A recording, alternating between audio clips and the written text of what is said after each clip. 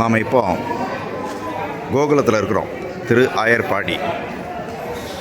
இதுக்கு ஹிந்தியில் சௌராசி கம்பா அப்படின்னு சொல்லுவாங்க, நந்த பவன் அப்படின்னு சொல்லுவாங்க. இது 84 தூண்கள் இருக்குது.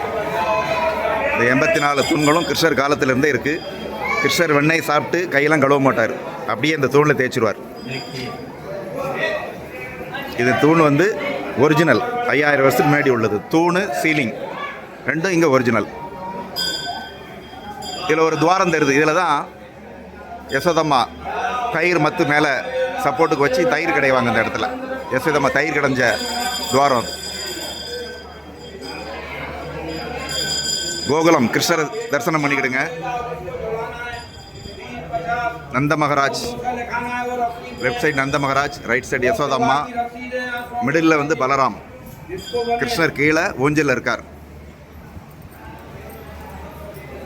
ஊஞ்சலில் இருக்கார் கிருஷ்ணர்.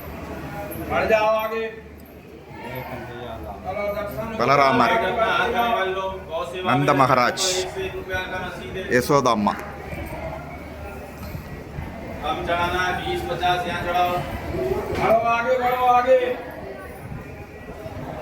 இது யசோதம்மா கிருஷ்ணரை தொட்டில் கட்டி ஊஞ்சல் ஆட்டின இடம்.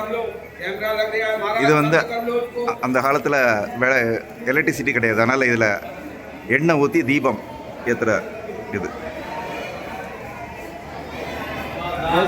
நல்லா சேவிச்சுக்கோங்க. கோகுலம் வராதவங்க இது நல்லா சேவிச்சுக்கோங்க.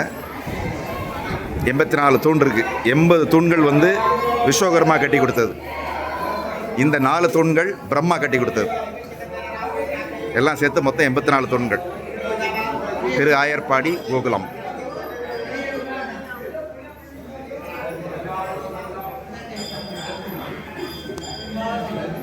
இந்த தூண்கள் எல்லாம் 5000 வருஷம் முன்னாடி உள்ளது. கிருஷ்ணர் காலத்திலே இருந்திருக்கு. கிருஷ்ணர் ஓடி ஆடி தொட்டு விளையாண்ட தூண்கள்.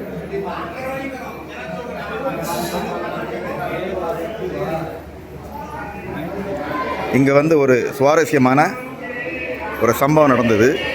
ஒரு சமயம் சிவபெருமான் கிருஷ்ணரை தரிசனம் பண்ண வரார். அப்போ கிருஷ்ணருக்கு ரொம்ப அசுரர்களால் ரொம்ப தொல்லைகள் அதிகம்.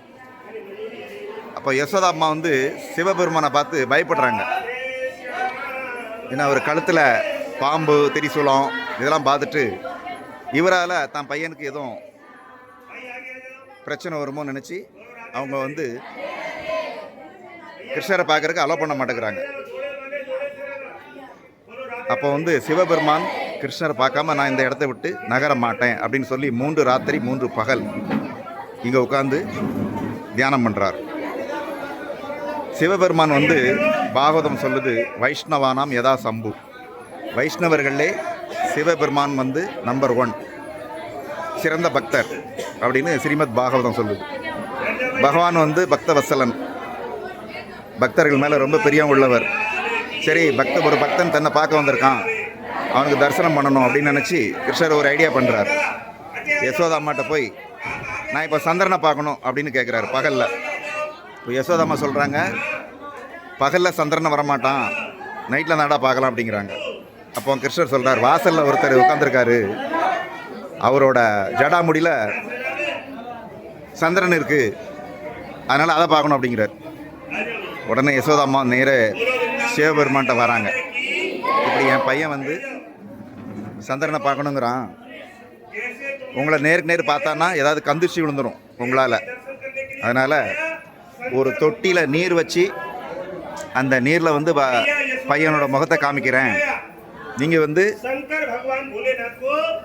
அவனை சேவிங்க, அப்போ உங்களுடைய சந்திரன் நல்லா தெரியும். சரி, என் பையன் சந்திரனை சேவிப்பான், நீங்கள் கிருஷ்ணரை சேவிங்க அப்படின்னு சிவபெருமான்ட்ட சொல்லி தொட்டியில் நீர் வைக்கிறாங்க. அதே மாதிரி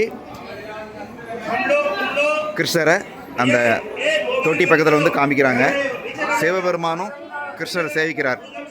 கிருஷ்ணர் சந்திரனை பார்க்குறார், சிவபெருமானையும் பார்க்குறார், சிவபெருமான் கிருஷ்ணரை பார்க்குறார். 2 பேரோட ஆசையும் நிறைவேறுது. தன்னோட ஆசை நிறைவேறணுன்னு சிவபெருமான் ரொம்ப சந்தோஷப்பட்டு இந்த இடத்துல ஆனந்த தாண்டவம் ஆடுறார். ஆனந்த தாண்டவம் ஆடி இங்கேருந்து ரொம்ப திருப்தியோடு கிளம்பி போகிறார். அவர் 3 ராத்திரி 3 பகல் இந்த இடத்துல தான் இருந்து தவம் பண்ணார். இங்கே ஒரு சிவன் கோவில் இருக்குது. கோகுலத்தில் கிருஷ்ணர் வீட்டுக்கு ஏத்தாப்பிலே ஒரு சின்ன சிவன் கோவில், கோகுலேஸ்வர் மகாதேவ் அப்படின்னு பேர். இந்த இடத்துல சிவபெருமான் 3 ராத்திரி 3 பகல் தவம் பண்ண இடம், கிருஷ்ணரை தரிசனம் பண்ணுறதுக்காக. ரொம்ப புனிதமான இடம். யாரெல்லாம் இன்னும் கோகுலம் வந்து சேவிக்கலையோ அவங்களுக்கெல்லாம் கோகுலத்தை பார்க்குற பாக்கியம் கூடி சீக்கிரம் கிடைக்கட்டும். பகவான் கிருஷ்ணர்கிட்ட வேண்டிக்கலாம். ஜாய் ஸ்ரீ ஸ்ரீ கோகுல்தாமுக்கு ஜாய். ஹரே கிருஷ்ணா. துளசி மகாராணிக்கு ஜாய்.